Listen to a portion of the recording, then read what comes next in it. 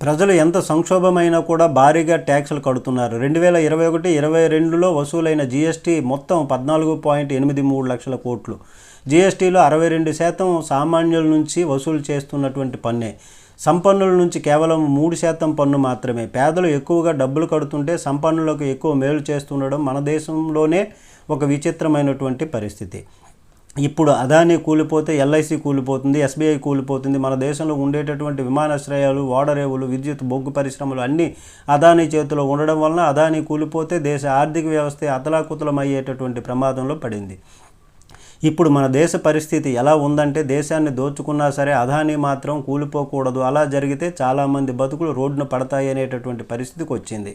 ఇట్లాంటి పరిస్థితికి కారణం ఎవరు? చాలామంది కేంద్రంలో ఉండే మోదీ ప్రభుత్వం అనుకుంటారేమో కానీ నిజానికి ఎవరి చేతికి అధికారం ఇవ్వాలో తెలియని సామాన్యమైనటువంటి ప్రజలమైన మనమే